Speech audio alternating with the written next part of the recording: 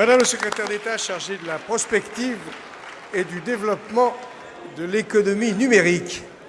Merci, Monsieur le Président. Mesdames et Messieurs les députés, Monsieur le député Franck Riester, vous venez de le rappeler, vous qui êtes un très fin connaisseur du sujet, la contribution décisive que peut apporter l'investissement dans le numérique à l'emploi. Le Président de la République, le Premier ministre l'ont décidé, ce sont 4,5 milliards, 15% du grand emprunt qui seront investis dans le numérique. La moitié sur les réseaux, pour que tous les Français aient accès au très haut débit. Mais aussi l'autre moitié, et j'y suis très attachée comme vous, sur les usages, sur les contenus, parce que c'est là que sont les emplois de demain. Alors cette stratégie, mesdames et messieurs les députés, a été validée par vous à l'occasion de la loi de finances rectificative et aujourd'hui, l'heure est à la mise en œuvre.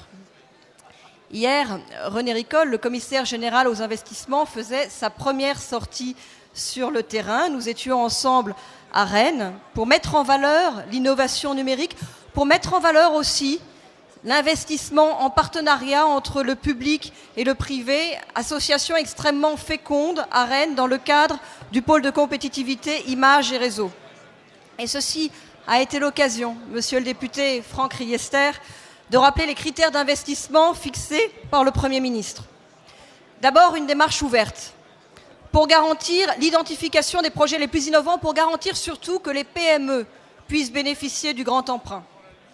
Ensuite, la constitution d'actifs, parce qu'il s'agit, selon la volonté du Premier ministre, d'investissement d'avenir et non pas seulement d'un guichet de subvention. Et puis surtout la création d'emplois, avec des modèles économiques solides, des modèles pérennes. Ce sont les emplois de demain. Nous travaillons aujourd'hui, monsieur le député, sur la consultation publique sur les usages. Elle sera lancée d'ici quelques semaines et surtout sur les appels à projets. Ils seront lancés d'ici l'été, ceci afin que les investissements d'avenir puissent porter leurs fruits. Et leurs fruits, ce sont les emplois de demain.